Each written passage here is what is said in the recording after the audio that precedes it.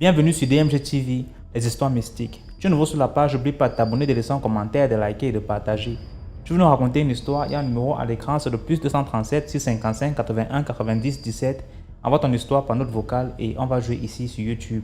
On poste tous les jours sur YouTube à 12h00. La chaîne YouTube c'est DMG TV. C'est vrai, on a aussi une deuxième chaîne YouTube au nom de DMG TV, histoire mystique exclusive. Donc, tu es libre d'envoyer ton histoire et on va jouer ici. Et tous ceux qui sont connectés, sachez que tous ceux qui envoient les histoires lisent les commentaires. Donc, si vous avez un message pour eux, laissez-le en commentaire. Merci beaucoup. On va déjà commencer. Sachez que ce qu'on fait, c'est pour sensibiliser. N'oubliez jamais de laisser un like. Merci. Donc, première histoire. Ok. Bonsoir les gars, bonsoir la famille, bonsoir DMG TV. J'espère que ça va bien et tout et tout. N'oubliez pas de vous abonner, de partager, de liker. C'est très important pour la famille, c'est très important pour agrandir la communauté. Voilà. En fait, j'aimerais raconter une histoire personnelle que j'ai vécue en fait, une histoire mystique comme on le dit. Voilà. Il faut dire que je suis de la Côte d'Ivoire et quand on était petit, on avait l'habitude d'aller passer les vacances en Grèce au village. Voilà. Moi, je fréquentais Abidjan. Je fréquentais Abidjan et les vacances, on allait chez le grand-père. Lui, il s'est trouvé à Sassandra. Ça, c'est une ville au bord de la mer, genre une ville côtière là. Voilà. Bon, c'était les vacances, donc j'étais allé,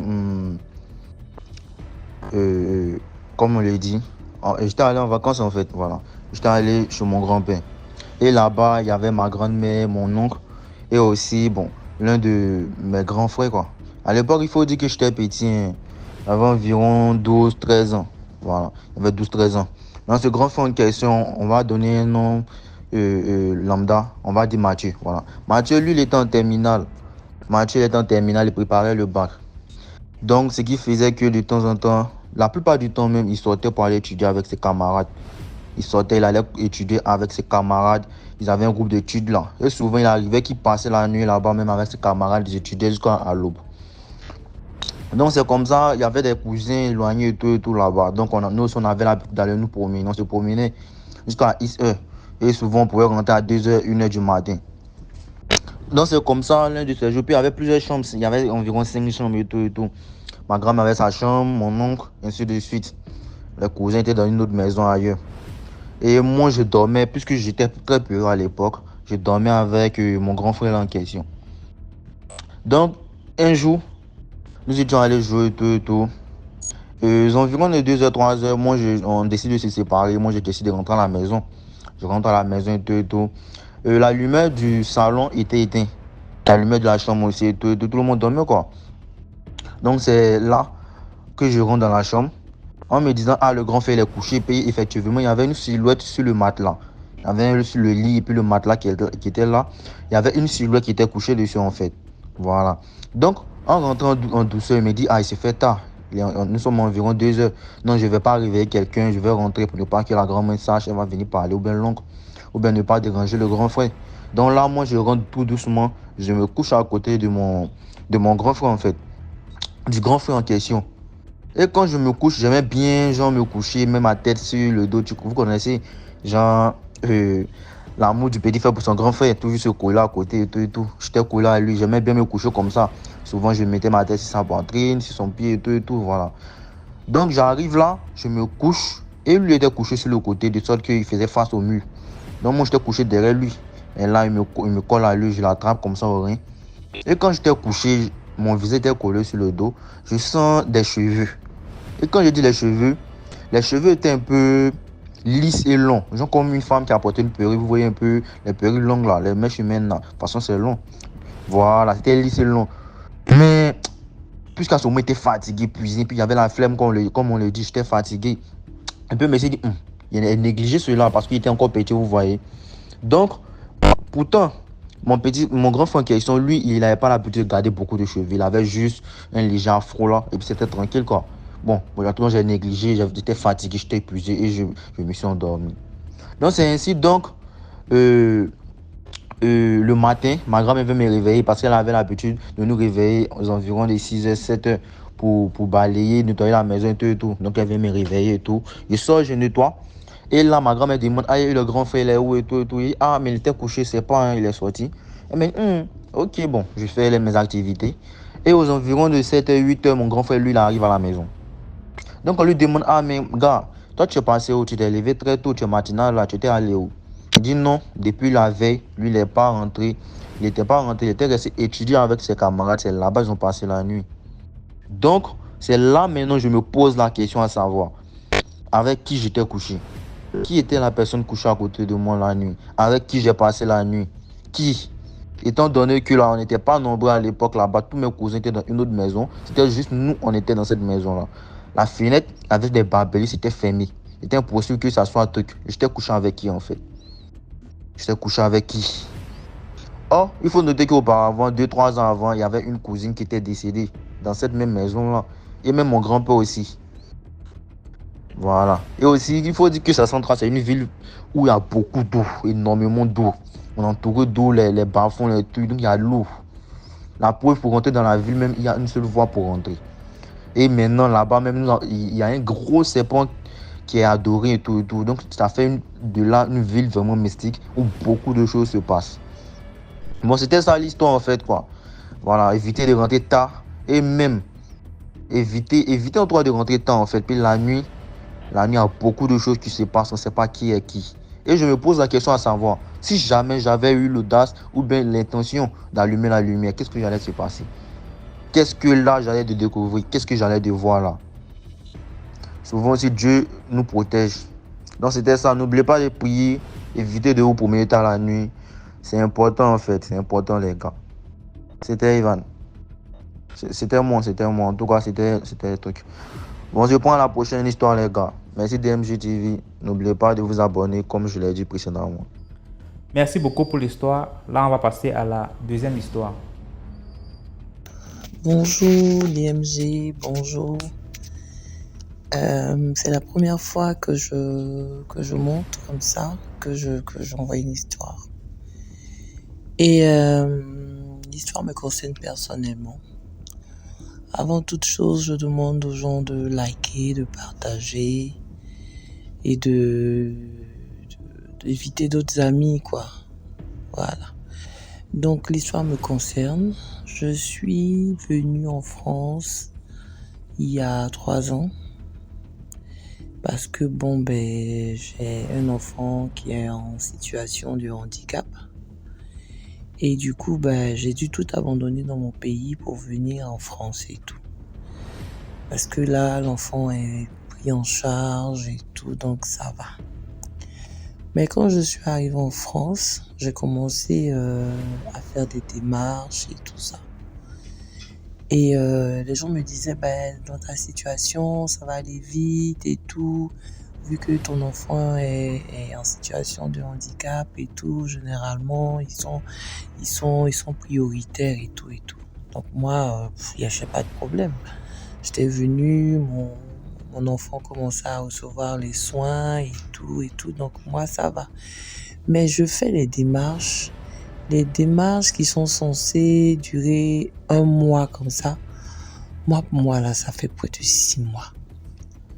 Je vais à la préfecture, je fais des demandes, on m'envoie des documents que je dois retourner après à l'OFI. Quand l'OFI reçoit le certificat médical de ma fille, l'OFI me dit, mais on a le certificat médical du médecin, mais c'est comme si vous n'êtes jamais passé à la préfecture, vous n'êtes pas dans la base de données. Je dis, mais comment ça se fait? Parce que c'est la préfecture qui m'a donné le document que j'ai envoyé au médecin et que le médecin ils disent, on comprend pas, on vous retrouve pas dans la base. Donc, demandez à la préfecture d'envoyer, de refaire le document, sinon de nous envoyer le document. Et donc, du coup, je vais à la préfecture, j'essaie de parler, il y a une dame là qui veut rien entendre, il faut prendre un rendez-vous pour aller expliquer et tout. Donc, ça dure pendant 3 mois et après, j'ai un rendez-vous. Je refais la procédure. Ça dure encore. Et le médecin retourne encore le certificat médical à l'OFI. L'OFI traite le document. Cette fois-ci, on retrouve on me retrouve dans la base de données de la préfecture et tout. Et maintenant, on m'envoie un courrier pour venir chercher mon titre de séjour. Mais c'est un courrier que j'ai jamais reçu jusqu'à aujourd'hui. Et donc, ça mettait du temps encore. 5 à 6 mois, on est en train d'aller dans 2 ans. Il n'y a toujours rien. Et donc, j'ai dit, mais quelque chose qui ne va pas. C'est pas possible que ça traîne autant. Quand j'en parle à l'assistance sociale, elle me dit, mais effectivement, il y a un problème. Parce que normalement, ils ont 1 mois pour traiter. Et quand c'est des documents qui concernent des enfants comme ça, en général, ça va vite. Et je comprends pas pourquoi, pour vous, ça met autant de temps. Je dis, ben, j'en sais rien. Et donc, c'est là, c'est en suspens comme ça. J'attends de recevoir une convocation parce que je peux pas aller comme ça. Et du coup, je dors un soir comme ça. Et je fais un rêve. Et dans le rêve, je vois que je suis dans la rue. Et puis, je passe à côté d'abord, je suis dans la rue. Il a plu. Et moi, je suis sorti après la pluie. Du coup, vous savez, dans les caniveaux, il y a de l'eau qui coule et tout. Et moi, je m'approche comme ça en marchant dans les caniveaux. Et je vois tout un tas d'enveloppes. Des enveloppes. Comme un courrier ou des enveloppes. Et je me baisse, je ramasse et je regarde. Ben, c'est les enveloppes que j'attendais. C'était dans un caniveau. Donc, je récupère, je dis, mais il y a quelque chose qui ne va pas. Mais ces enveloppes, je les attends depuis. Cette convocation, je l'attends depuis. Pourquoi c'est dans le caniveau? Bon, c'est un rêve, donc j'ai récupéré les documents. Merci beaucoup pour l'histoire. Maintenant, on passe à la 3e histoire. Bonjour DMG, bonjour à toute la communauté DMG. Je viens pour vous raconter une histoire que j'ai vécue. Une histoire sur une revenante, on va dire ça comme ça. Alors, à l'époque, je travaillais dans une bureautique, une sorte de business center. Je travaillais là avec une collègue et un collègue. La collègue et moi étions chargés de saisie, traitement des textes, impression, tout ce qui va avec. Et mon collègue, lui, il était chargé de la vente des fournitures de bureau et des photocopies. Et donc, j'avais une cliente, une maman,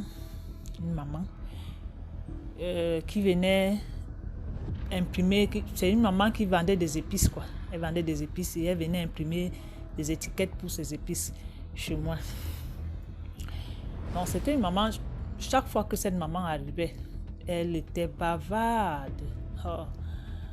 Elle était bavarde. Pour un travail qu'il faisait, pour un service qui faisait 5 minutes, elle pouvait faire 1 heure de temps à bavarder, raconter sa vie, sa jeunesse, comment ses enfants, comment elle-même, comment ses petits-fils et tout. Elle bavardait. Chaque fois qu'elle arrivait, on savait qu'on allait être servi. Et une fois elle est arrivée, l'avant-dernière fois elle est arrivée, elle fêtait ses 72 ans. Elle est venue, elle a fait tout un tapage. Elle était toute fière d'elle, d'être fraîche, aussi fraîche qu'elle était à 72 ans. On ne lui donnait pas les 72 ans. Elle était bien fraîche pour une maman de 72 ans.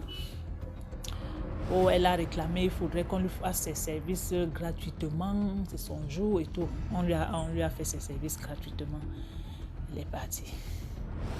Elle a mis un bon bout de temps avant de revenir. Quand elle est revenue un jour de la semaine. Il était dans les 14h30. Elle arrive. Mon collègue à l'extérieur faisait des photocopies. Il avait tout un monde autour de lui qui voulait faire des photocopies. Ma collègue et moi aussi, de notre côté, nous étions serrés. Nous n'avions pas de clients avec nous, mais nous étions hyper occupés. Pas même moyen de discuter entre nous. Alors, je vois la dame arriver. Dès qu'elle entre, je me dis, oh là là, le bavardage sur nous maintenant, je ne peux pas. Dès qu'elle arrive, elle pose sur ma table un vieux billet de 500 francs. Elle dit juste le noir. Parce que dans ces étiquettes, il y avait celle qui avait un fond jaune, celle qui avait un fond vert, celle qui avait un fond noir. Donc, quand elle disait le noir, je savais que ok, c'était l'étiquette que je vais imprimer. Elle dit le noir et elle retourne et s'assoit à un tabouret qui était à la porte. Et curieusement, tout ce monde qui attendait de faire les photocopies, personne n'a remarqué qu'il y avait un tabouret vide là. Elle part et s'assoit. Alors là, c'est là où je tique. Je dis mais attends, la maman, si aujourd'hui elle ne bavarde pas, qu'est-ce qui se passe? Je la regarde, je la trouve pâle. Je la trouve grise même, grise comme de la cendre. Je l'ai regardée de la tête aux pieds. Elle a remarqué que je la regardais et elle avait un regard fuyant. Elle ne me regardait plus. J'ai voulu lui demander, mais ma mère, pourquoi tu ne te sens pas bien? Qu'est-ce qui se passe? Je me suis dit non, et même si c'est 500, j'avais voulu lui attirer son attention sur l'état de son argent, mais je me suis toujours dit, ah non, si je lui parle, ce sera tout un bavardage ici, donc je ne suis pas d'humeur. Je me suis dit, prochainement, je vais lui demander si elle ne se sentait pas bien. Mais intérieurement aussi, je me suis dit, la maman, s'il n'a pas l'air, elle n'en a plus pour longtemps, c'est ce que je me suis dit. Et entre-temps, bon, pour la petite parenthèse, j'ai souvent cette sensation-là. Quand je vois une personne, il m'arrive de détecter si cette personne en a pour longtemps ou pas. Ça arrive souvent comme ça. C'est rare, mais ça arrive. J'ai fait ces impressions, elle est partie. 2 semaines plus tard, il y a une amie qui vient me rendre visite à mon lieu de service. Dans les commentaires, elle me demande, est-ce que tu sais que la maman qui vend des épices était décédée? Je dis, ah bon? Elle me dit, oui, elle était décédée. Je dis, ça ne m'étonne pas, parce que la dernière fois, elle était ici, elle n'avait pas l'air bien. Et justement, j'ai pensé qu'elle n'en avait plus pour longtemps. Elle me dit, non, elle est décédée, ça fait 2 ou 3 mois. J'ai dit, non, ça ne peut pas, c'est que ce n'est pas elle. Elle me dit, non, celle qui venait ici chez toi, là, c'est d'elle dont je parle. Je dis, non, celle-là, elle était ici, ça fait 2 semaines, ça ne doit pas être la bonne. Parce que tu sais, il y a 2 femmes qui vendent les épices, donc ça doit être sûrement l'autre. Donc moi aussi, j'ai convaincu mon ami comme ça, j'ai convaincu que non, c'était pas la maman-ci. Ok, c'est passé 2-3 jours plus tard, je suis en train de discuter avec mes collègues et je lui ai dit, attendez, vous vous rendez compte, tel ami est venu me dire que la maman qui vend des épices était décédée. Pour le moment, nous tous on a dit non, ça ne peut pas être possible. Si elle te dit qu'elle est décédée, ça fait 2-3 mois, c'est que ce n'est pas elle, ça ne peut pas être possible. Tu sais que peut-être elle n'a pas la bonne information et tout. C'est passé. Au bout de 2 jours encore, j'ai dit à ma collègue que appelons quand même, parce que là, toi-même tu as vu son état la dernière fois, elle n'avait pas l'air en forme.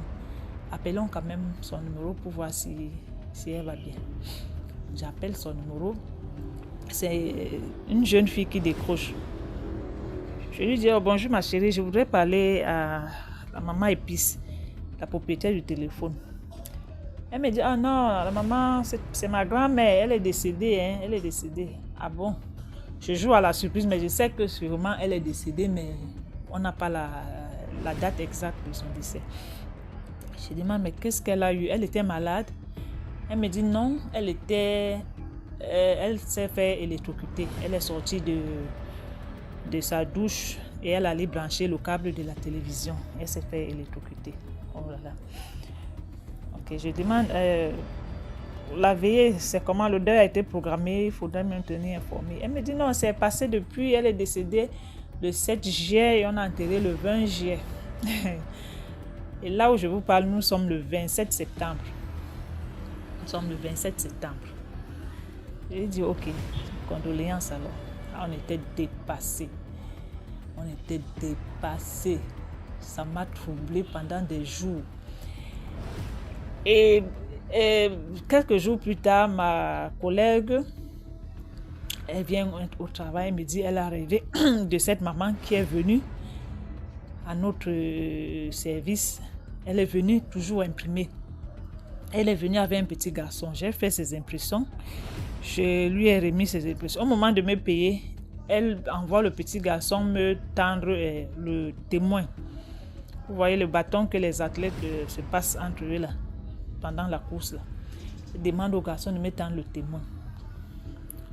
J'ai dit non, c'est l'argent que je veux. La maman insiste que le garçon me tende le témoin. C'est là où ma collègue s'interpose fermement et dit à la maman que ne lui donne pas ce bâton.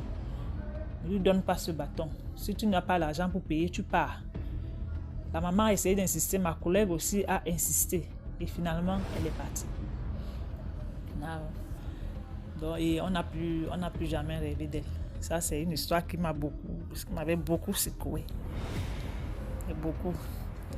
Et pour ce que j'ai dit plus haut, par rapport aux personnes que j'arrive à voir et me dire cette personne ne va plus mettre long. J'avais c'est très court. Hein. J'ai un voisin arrière. Vu qu'il y a une grande barrière qui nous sépare, donc je ne les vois pas trop. Donc, ce voisin, sa maman est venue vivre avec lui, ça fait 3 ans. Elle a fait 3 ans là, sa maman. J'entendais juste la voix de cette maman, je ne la connaissais pas. J'entendais savoir comment elle dérangeait beaucoup les copines de ce monsieur-là. Les copines ne restaient pas longs avec lui. Une femme venait, faisait 6-7 mois, elle partait. La maman, elle était très nuisible. Un jour donc, je me dis, regarde, lève-toi, cherche quelque chose, tu montes, tu regardes par la fenêtre, tu regardes quand même le visage de cette maman-là. Parce que d'un moment à l'autre, on viendra te dire qu'elle est décédée. Et tu n'auras jamais vu son visage. De quoi tu auras l'air? Ok, je cherche quelque chose, je monte, je lève la tête, je regarde, elle était assise à la véranda. Je l'ai regardée pendant 1 ou 2 minutes.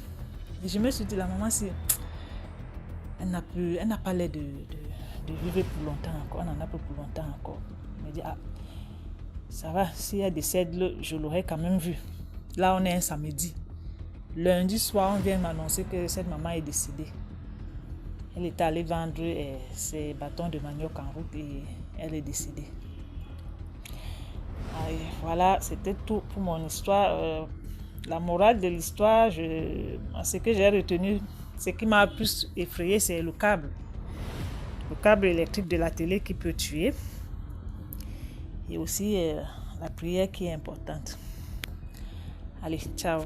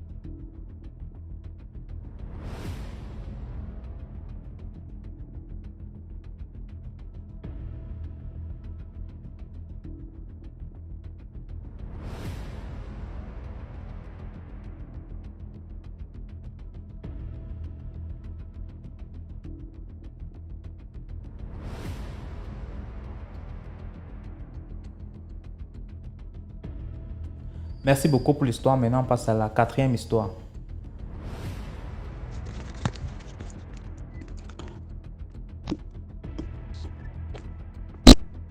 Bonjour la famille DMG.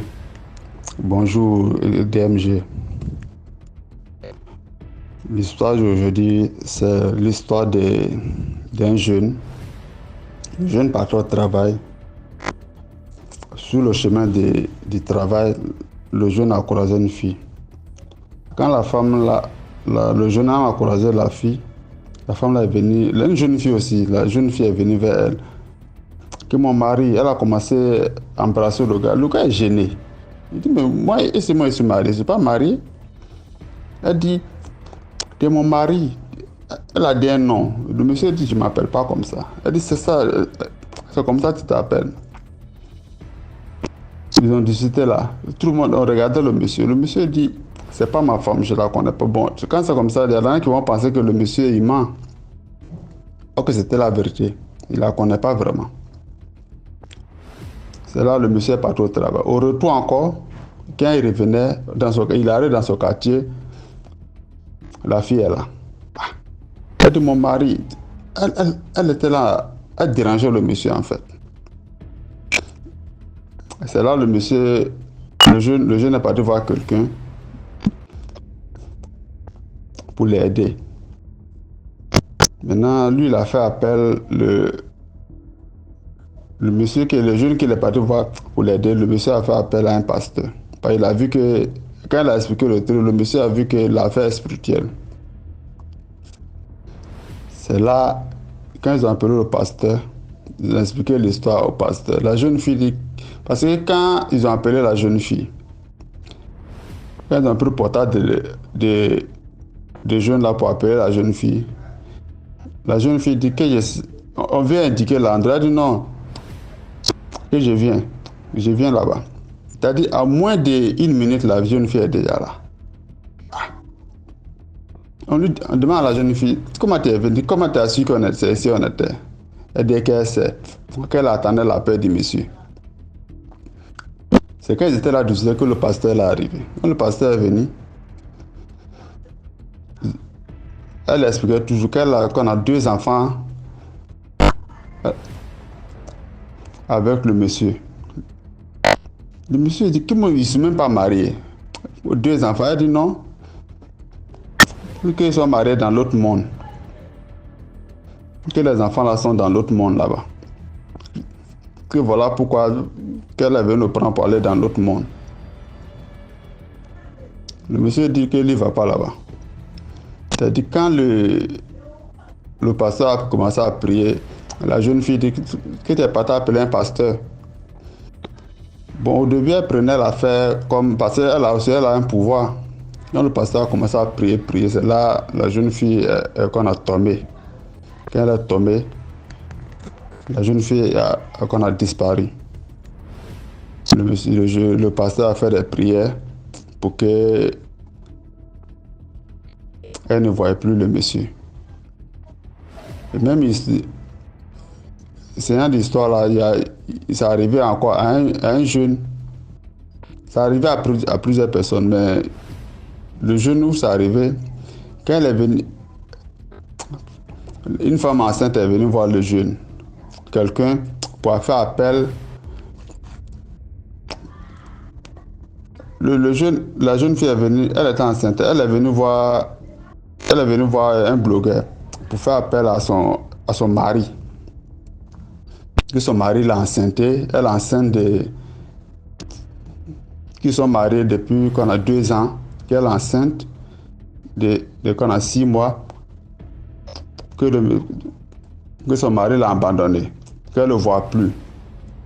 Elle ne voit plus son mari. Le jeune dit, mais ton mari là, il est méchant, il t'a enceinté. La grossesse est arrivée et puis il fuit. Elle dit, le jeune a demandé qu'on a le numéro. Le blogueur a demandé le numéro du jeune. C'est là, elle a donné le numéro là. Puis ils ont appelé le jeune. Quand le jeune l'a vu là, le jeune est paniqué. Parce que le jeune la voit dans son rêve. C'est un rêve qu'il faut l'amour. C'est là le jeune est parti. Le jeune a dit que c'est à cause d'elle qu'il est parti, que son frère l'a envoyé voir un pasteur. Ils sont partis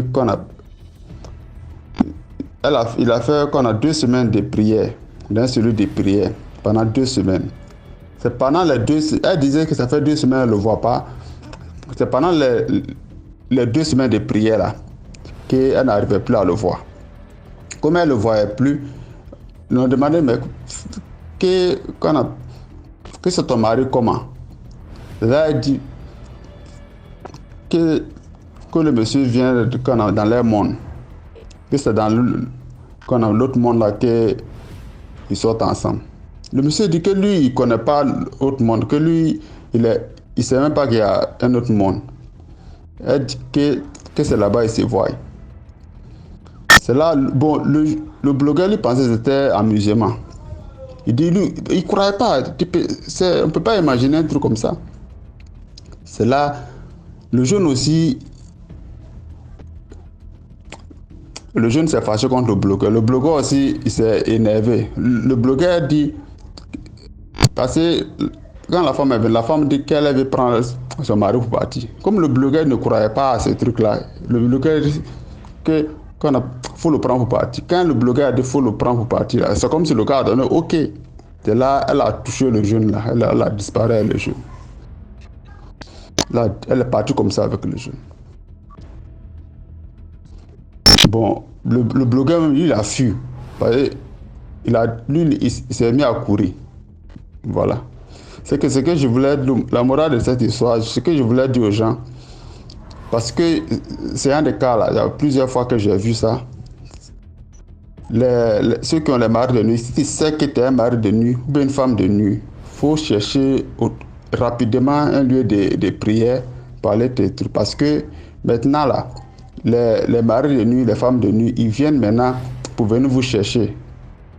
Parce que quand ils voient que tu es parti, si vous avez duré ensemble, il y a des gens qui ont 2 enfants, 3 enfants, avec les sirènes. Parce qu'il y a pour un monsieur, comme ça s'est passé, c'est 8 enfants il a fait à la sirène.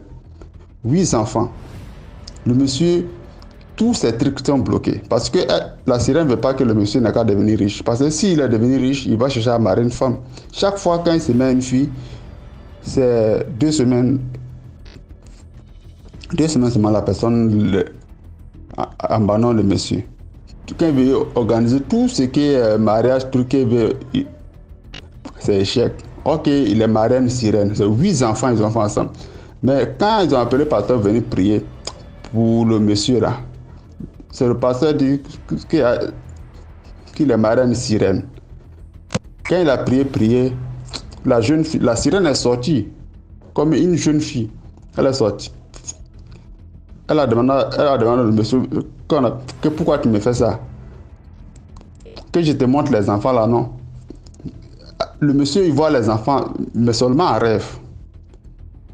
En rêve, ils sont à table, ils mangent. Il voit les enfants en rêve, mais dans la réalité, il ne les voit pas, mais il les voit en rêve. Vous voyez ça? C'est que vraiment, ceux qui font les rêves, tu sais que tu es un mari d'une femme de nuit, il faut chercher à prier rapidement. Sinon, les sirènes des eaux ou bien les maris des femmes de nuit maintenant, ils viennent en réalité venir prendre les gens pour partir. Voilà. Likez. À la prochaine. Bye. Merci beaucoup pour l'histoire. Maintenant, on passe à la 5e histoire. Bonjour DMGTV, bonjour à la famille DMGTV. Peu de bénédictions sur nous, toute sa famille. Salutations respectueuses aux initiés. Et vraiment, je voulais aussi dire félicitations aux parents qui ont emmené les enfants à l'école. L'école a commencé, c'est pas facile, mais Dieu va nous bénir et nos enfants seront vraiment les lumières pour le monde de demain, vraiment. Surtout dans ce monde où les choses sont en train d'aller dans un autre sens. Dans la famille, l'histoire que je vais raconter, c'est une histoire de Whoopi, en fait. Whoopi, vous connaissez ce terme-là. J'ai vu ça sur la page de Melissa Sanchez. à propos du scandale qui se passe en Côte d'Ivoire maintenant. Et je venais vous raconter cette histoire. Cette histoire se passe en fait au Kenya, dans la région du Kisumu en fait. Alors, qu'est-ce qui se passe? Ça se passe dans un lycée mixte. Dans ce lycée mixte-là, disons, il y a une jeune étudiante qui s'appelle Elena. Alors, Elena, depuis un certain temps, Elena est vraiment maltraitée, à la limite maltraitée par son professeur. Une belle dame là, son professeur. Et Elena se sent mal parce qu'elle sait pourquoi la femme la menace, mais elle ne sait pas comment s'en prendre. Alors, qu'est-ce qui se passe alors? Un jour, ce sont les parents d'Elena qui s'asseyent et lui demandent: non, ma chérie, dis-nous, tu sais qu'avec nous, tu dois être ouverte, nous sommes tes copains, non, nous sommes tes amis, tu peux tout nous dire, s'il te plaît. Confie-toi à nous, quel que soit le problème, on va arranger. Est-ce que c'est un garçon? Est-ce que elle dit non, non, non, non? Dis-nous, s'il te plaît. Elle dit que non, c'est en fait son professeur. Elle parle de elle donne le nom. Mais disons, le professeur s'appelle Madame Marie. Comment ça? Qu'est-ce que Madame Marie? Quel est le problème de Madame Marie? Elle dit alors à ses parents en fait que Madame Marie, depuis un certain temps, elle se sent très mal à l'aise avec la façon dont Madame Marie se comporte avec elle. Elle demande: mais qu'est-ce qui se passe? Imaginez un peu que la fille, c'est un peu comme dans la classe de probatoire, vous comprenez un peu, mais dans le système anglophone. Alors, mais qu'est-ce qui se passe? Non, elle dit que non, en fait, plusieurs fois, depuis un certain temps là, son comportement avec moi, quand je viens par exemple, dernièrement, j'arrive, j'avais ma coiffure, elle me dit: ah, j'ai de très beaux cheveux, on m'a fait une très belle coiffure. Et puis après, en baissant sa main, elle a caressé mon sein. Et la maman demande: mais comment ça, elle a caressé ton sein? Non, peut-être qu'elle baissait comme ça et puis ça seulement. Elle dit que non, maman, c'est doucement, elle a vraiment, donc doucement. Ce n'est pas comme entre nous les filles et tout ça, non, c'était autre chose. Parfois même, c'est mes fesses, parfois elle est toujours en train de me toucher. Ce n'est pas normal, c'est mon professeur. Ah, La maman dit: ok, il n'y a pas de problème. La maman maintenant et le papa, ils vont voir Madame Marie. Est-ce qu'il y a un problème avec notre fille? Qu'est-ce qui se passe? Madame Marie maintenant, elle prend plutôt un autre angle. Non, en fait, votre fille, c'est sûr qu'elle connaît les garçons, elle n'écoute plus, elle n'est plus attentionnée en classe. J'ai essayé d'être calme, douce avec elle pour qu'elle n'ait pas peur de moi, pour qu'elle se concentre. J'essaie de parler avec elle, mais elle n'est pas vraiment, je ne sais pas ce qui se passe. Elle avait pourtant de très bonnes notes, mais je ne sais pas ce qui se passe. Les parents alors viennent alors, et Madame Marie dit alors, quand les parents demandent qu'est-ce qu'on peut alors faire, Madame Marie qui leur propose des cours de répétition à domicile, qu'elle fait les cours de répétition avec d'autres enfants du lycée. Les parents inscrivent, n'est-ce pas, Elena, donc pour montrer que bon, on veut vraiment travailler avec toi pour que notre fille soit ok et tout ça, il n'y a pas de problème, on va l'inscrire. Ils arrivent à la maison et disent à la fille: pas de problème. La fille Hélène n'est pas heureuse, mais elle n'est pas au cours de répétition. Première fois qu'elle arrive là-bas, les 2 premières fois, elle voit d'autres filles, n'est-ce pas, du lycée. Maintenant, la 3e fois, elle arrive, elle est étonnée d'être seule. Elle demande à Madame Marie: mais les autres, elle ne vient pas dire que non, non, j'ai changé d'heure parce que j'ai vu que ton niveau et celui des autres filles, ce n'est pas pareil. Donc, sur toi, il faut que j'insiste un peu plus. Il n'y a pas de problème, je vais parler à tes parents et tout ça.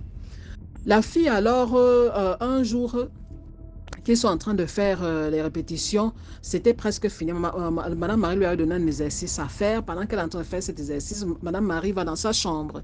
Et puis après, elle appelle, la jeune fille dit que j'ai terminé, est-ce que je peux partir? Je laisse la copie ici pour la correction et tout ça, parce qu'elle voyait que le temps passait.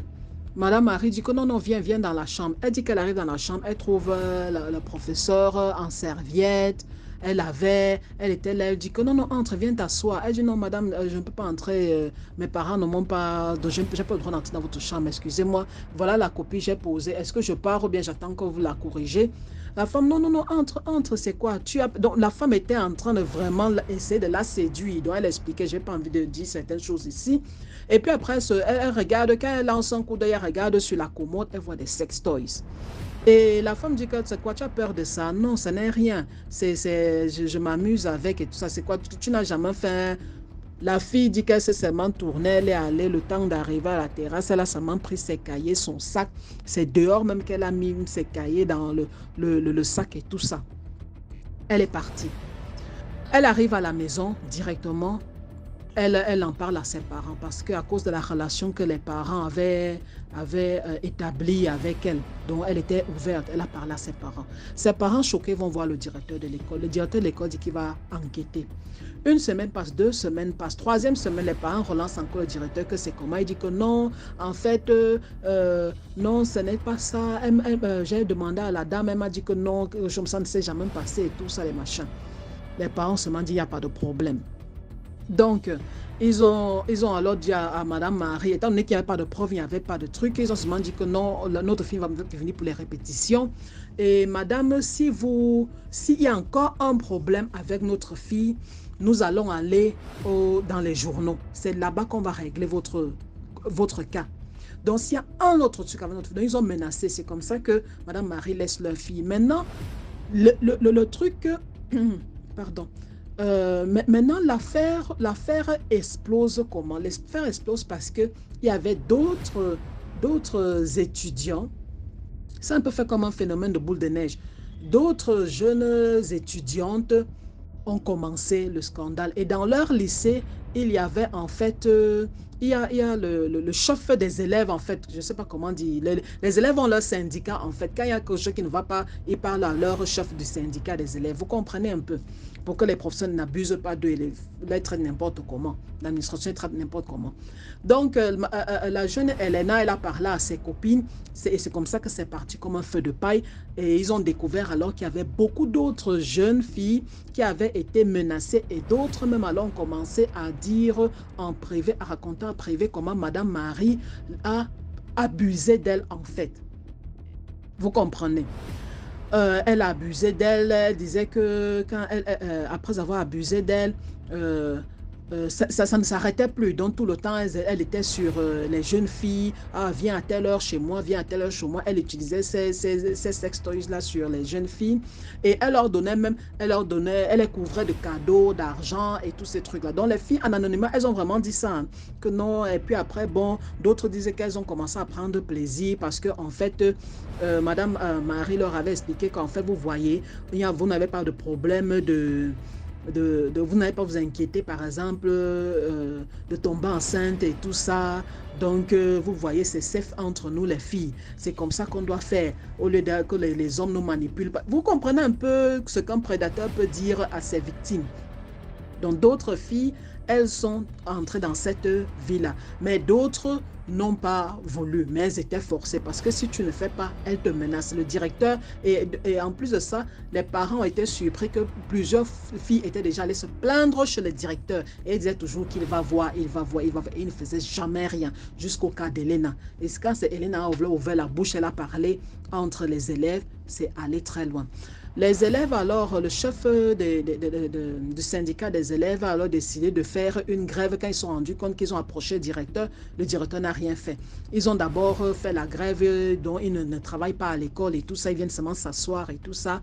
Le directeur a fait une petite réunion leur expliquant que non, on va régler, mais il ne faut pas que ça sorte du lycée. Mais ils se rendaient compte qu'ils ne réglaient toujours pas et la femme était toujours là. Une autre, maintenant, c'est une autre élève qui était déjà partie du lycée. Elle était déjà à l'université. Elle fréquentait une église. Maintenant, dans cette église-là, son pasteur a demandé de confesser et tous ces trucs-là. Elle confesse, elle dit aussi que c'est Madame Marie qui l'a initiée au wokisme, toujours. Et elle ne pouvait plus s'en passer. Elle n'arrivait plus à aller avec les hommes. Elle ne trouvait pas ça. Elle ne savait pas ce qui lui arrivait, mais elle n'arrivait pas. Donc, là-bas, à l'église, on lui a fait les prières et tout ça, les machins. Et apparemment, un esprit est sorti de son corps, l'a libéré. Et c'est ainsi que le pasteur de l'église fait encore éclater l'affaire. Et c'est toujours le nom de Madame Marie là qui sort. Et la fille raconte même comment il y avait même d'autres élèves qui étaient aussi initiés. Au point où cette femme-là, parfois, elle amenait même plusieurs filles à faire tous ces trucs-là au même moment dans la même chambre. Vous comprenez? Donc, c'était un phénomène de boule de neige. Ça a commencé comme une histoire et ça s'est étendu. Beaucoup de filles, malheureusement, nombre de ces filles-là parlaient en anonymat. Vous comprenez? Elles sont allées trahir à la police, elles sont allées faire leur déclaration, mais en anonymat. Vous comprenez un peu la société, comment la société allait réagir et tout ça. Et le journaliste qui écrit dit qu'en fait, ils se rendent alors compte qu'en fait, il y a certaines filles ne pouvaient plus laisser cette vie-là. Elles étaient déjà dedans, ancrées dedans. Elles n'arrivaient plus à aller avec les hommes. Mais d'autres filles se sont rebellées et tout ça. Vous comprenez un peu. Alors, basé sur ce que le pasteur avait fait, ils se rendent alors compte qu'en fait, la femme, elle appartenait à un cercle qui lui demandait de faire ça avec des femmes. Et quand elle faisait ça, elle leur passait des esprits, mais pas à tous. Elle choisissait, en fait, apparemment l'esprit choisissait certaines femmes précisément.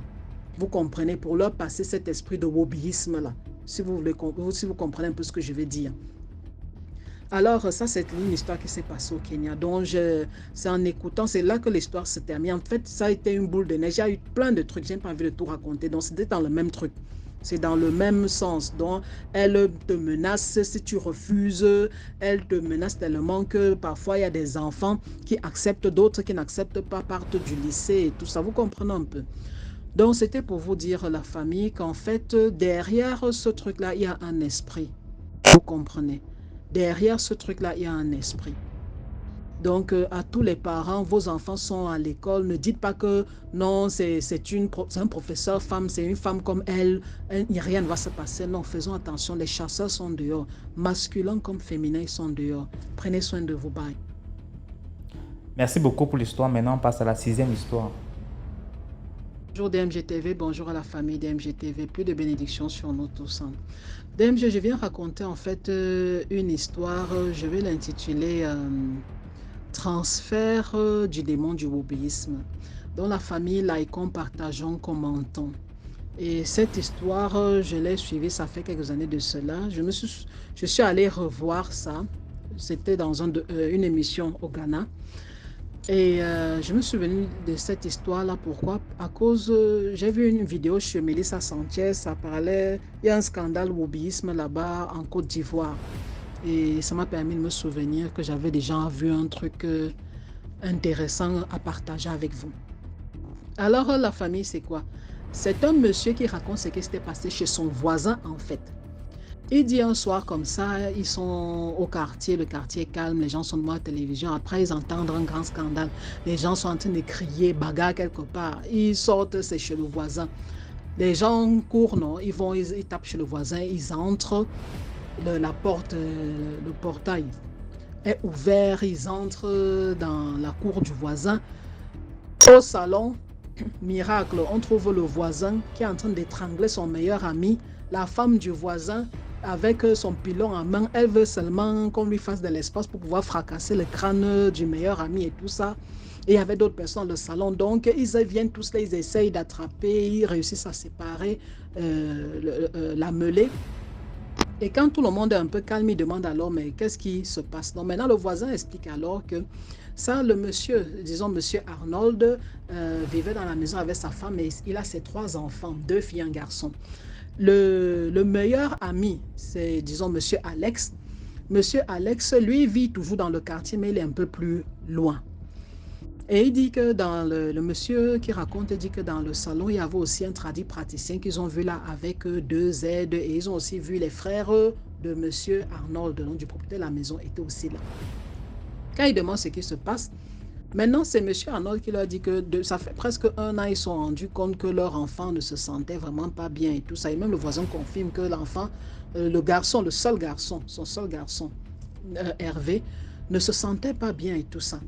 Alors, ils sont allés à l'hôpital, ils sont allés faire tous les sortes d'examens. On leur confirme que non, l'enfant n'a rien, il n'a pas la maladie du siècle, il n'a pas l'hépatite, ça va. Mais tout le temps, on amenait l'enfant de plus en plus, sa santé se détériorait. Il séchait de l'intérieur, en fait. Il changeait, quelque chose n'allait pas. Et tout le temps, il fallait l'amener maintenant à l'hôpital, perfusion, les perfusions, parfois même les poches de sang, dont il tombait évanoui, c'était grave. Finalement, ce sont les médecins qui disent au monsieur que, pardon, tu vas voir dans le traditionnel parce que l'affaire, ce n'est pas simple, nous sommes les Africains. Et en partant voir le traditionnel, le tradit praticien qu'on lui conseille alors, lui dit en fait, après avoir fait les consultations, que ton enfant, en fait, quelqu'un lui a mis l'esprit du wobbyisme, quelqu'un l'a transpercé derrière, utilise son énergie, lui a planté un esprit du wobbyisme, utilise son énergie et son étoile. Mais en plus de ça, maintenant ton garçon est entré dans une vie que lui-même il ne maîtrise pas parce que plus il part vers d'autres hommes faire ça, maintenant la première personne qui lui a fait ça est en train de tirer à travers lui l'énergie et les étoiles de tous les gens avec qui ton fils part. Le monsieur, après être tombé, évanoui, mort et ressuscité avec sa femme, scandale et tout, revient alors demander au travail patient que pardon, dis-nous exactement qu'est-ce qu'on doit faire. Parce qu'ils étaient rentrés à la maison, il y a eu scandale, bien sûr, n'est-ce pas? Ils ont amené leur fils, dis-nous qu'est-ce qu'on doit alors. Ils demandent au travail patient qu'est-ce qu'on doit alors faire. Le travail patient dit qu'il faut d'abord qu'on rapidement, je retire l'esprit là de votre fils. Il y a des traitements qu'on doit lui faire.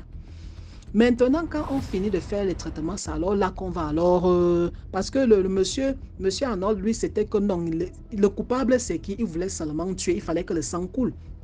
Le travail patient dit que non, on commence par le plus important, c'est de sauver votre fils. Quand il commence avec les évaluations et tout ça, ça veut dire que la personne est en train d'aller de main forte. La personne est vraiment en train de le vider à une vitesse pas possible. Bientôt, son étoile a déjà été bien utilisée.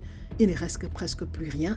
Il faut qu'on sauve les restes qu'il y a là et qu'on retire l'esprit qu'il a mis dans ton fils là. Quand on va retirer ça, tu vas voir ton fils va commencer à changer. Il va se retrouver. Après, alors, on va gérer le truc de la personne. Si tu pars maintenant l'agresser, il peut tuer ton fils rapidement. Sauvons ton fils et puis après, on gère son cas. Et c'est ce qu'ils ont fait. Donc, ça a duré des mois pour que le praticien puisse vraiment couper tous les trucs. Mais ce qui est bien, c'est que l'enfant, alors, quand j'ai appelé Hervé, le garçon, il a commencé à se sentir un peu mieux. Il changeait vraiment. Et il était de sa peau déjà lumineuse, il prenait du poids et tout ça. Il avait vraiment changé. Il se retrouvait vraiment. Maintenant, alors... mais il ne voulait toujours pas dire qu'il lui avait fait ça. Donc les parents, alors, le soir où il y a eu scandale là, c'est le soir où le praticien avait dit qu'il allait venir chez eux, alors faire les derniers rites. Il fait les rites autour de la concession et tout ça. Monsieur Arnold dit alors que, et il a alors dit à la famille, asseyez-vous. Mais il avait fait aussi venir, monsieur Arnold avait fait venir 2 de ses oncles. Il fallait quand même pas qu'il y ait trop de témoins, non. 2 des oncles, il y avait les 2 sœurs là, les 2 des oncles et tout ça. Et après le rite, le travail patient dit que le coupable va entrer. Le coupable va venir lui-même. Parce qu'il va se rendre compte du travail que j'ai fait. Jusqu'à présent, j'avais couvert ton enfant. Il ne savait pas trop ce qui se passait. Et comme vous-même, vous avez aussi enfermé votre enfant là, il n'avait pas de contact avec lui pour voir ce que je faisais. Maintenant que c'est fini, j'ai alors coupé le dernier lien. Il va venir. Il va venir pour vérifier. Pour voir si ce qu'il croit qu'il est en train d'arriver là est vraiment en train d'arriver. C'est ainsi alors que M. Arnold dit qu'il voit entrer son meilleur ami, M. Alex. Quand il a vu entrer M. Alex, il dit qu'il n'a pas d'abord enregistré. Il se disait que non, son ami a l'habitude de venir et tout ça. Il lui est encore en train d'attendre son coupable. C'est quand très patient dit que non, le coupable est déjà là. Maintenant, on va alors couper tous les derniers liens. C'est alors à ce moment-là que le voisin et tout ça, ils disaient qu'ils ont entendu ce qu'ils ont entendu. Ils sont arrivés, ils ont trouvé M. Arnold qui voulait tuer son ami et tout ça. Et le voisin dit qu'en plus de ça, vous connaissez les Africains, quand ils ont su que c'est ce qui se passait, sachant que M. Alex est un voisin du quartier un peu plus loin, mamie, c'est la police qui est venue le sauver. Le quartier est tombé sur lui. En tout cas, la police est venue sauver les restes. Le quartier est tombé sur lui, il disait que on a nos enfants garçons là, dont tu allais entrer. Et le travail patient dit quoi? Monsieur Alex, lui, il est dans la construction, il vend le ciment, les fers, les machins comme ça. Donc, pour pouvoir évoluer encore plus haut et tout ça, il est entré dans quelque chose. On lui a dit un ordre qui vient de l'extérieur. On lui a dit que pour pouvoir augmenter et tout ça, il fallait qu'il trouve derrière des jeunes garçons. Il avait d'autres victimes. Mais comme l'être humain est déjà même en train de dépasser le diable en méchanceté, le gars n'a pas eu pitié d'aller prendre le seul fils de son meilleur ami. Le seul fils. Il est là au milieu de 2 filles. Il a une grande soeur, une petite soeur. Le seul fils de son meilleur ami. Donc, en fait, la famille, c'est ça l'histoire. Et justement, la famille, je voulais alors vous dire, je voulais vous raconter ça pour que vous compreniez que ces trucs-là, il y a des esprits cachés derrière. Regardez par exemple, allez vous-même faire vos recherches sur la déesse Manzat par exemple. Elle a plusieurs noms. En tout cas, l'un de ces traits, c'est quoi? On l'appelle the Bow of Heaven. D'abord, Heaven, c'est quoi? C'est l'arc du ciel, l'arc-en-ciel. Donc, l'un de ces signes, c'est quoi? C'est l'arc-en-ciel multicolore. Là, vous comprenez pourquoi c'est cette couleur-là qui représente le drapeau de ceux qui ont plusieurs lettres, LG, la. C'est ce, donc, cette déesse-là, c'est l'arc-en-ciel. Elle est représentée par ça. Vous devez aussi comprendre que ses prêtres, c'est quoi? Ces prêtres et ces prêtresses, les hommes s'habillent comme les femmes s'habillent comme les hommes. Exactement ce que vous voyez aujourd'hui là. Et c'était généralement en juin, ça dépend, le 26 juin, ça dépend de quand le solstice d'été sort, que on lui réserve en fait, c'était 3 ou 4 jours comme ça de célébration non-stop. Journée au cours de laquelle les hommes vont se castrer, ces nouveaux prêtres se castrent, ils se transforment en femmes, donc ils retirent les vêtements d'hommes, on leur donne les vêtements de femmes, ils se maquillent et tout ça. Tous les actes sexuels pas possibles sont permis. Pourquoi? Parce qu'on dit que ce jour-là, elle jette un sort sur la population pour que les hommes, on dit les hommes aiment les hommes et les femmes aiment les femmes. Vous comprenez un peu? Donc, allez vous-même faire vos recherches, pas seulement croire tout ce qu'on vous dit. Allez vous-même faire vos recherches. Vous comprenez? Et vous allez voir pourquoi est-ce qu'il y a une grande maison blanche, c'est le 26 juin qu'on met le drapeau arc-en-ciel là-bas. En fait, c'est cette déesse-là qu'on invoque. Et vous savez maintenant finalement pourquoi lors des Jeux Olympiques, il y a celle qui est descendue là, dorée là, avec tout doré, parce que cette déesse-là, c'était la même chose, on disait qu'elle apparaissait couverte d'or. Vous comprenez? Et vous comprenez pourquoi aux Jeux Olympiques, on disait qu'elle est enfin arrivée, la déesse est arrivée. Vous comprenez ce que ces gens-là sont en train d'introduire dans le monde. C'est en fait un esprit. Parce que la famille demande à tout psychologue vous dira qu'un homme qui se fait violer par un homme ne devient pas une femme. Il devient plutôt nerveux, dur et tout ça, violent avec d'autres hommes, intolérant aux agressions et tous ces trucs-là. Mais il ne commence pas à s'habiller comme une femme, à devenir comme une femme. Non. Quand vous voyez bien ça, c'est qu'il y a un esprit, il y a une possession, il y a une transmission des esprits de ce genre-là. C'est tout. Donc, ce que ces gens-là, ces démons-là font à nos enfants, que Dieu nous pardonne et nous protège et libère tous les enfants-là et protège les autres, ils sont en train de transmettre des esprits. Vous comprenez? Ils transmettent des esprits. Quels sont ces esprits-là qu'ils transmettent? D'accord, la famille? Donc, faisons attention, nous passons une bonne journée. Bye. Merci. Voilà, c'était tout pour aujourd'hui. J'espère que vous avez aimé la vidéo. Connectez-vous sur la deuxième chaîne YouTube à 15h00 pour une nouvelle histoire. Merci, portez-vous bien, passez une très bonne soirée. Voilà, ciao, à demain à 12h pour une nouvelle vidéo des histoires mystiques.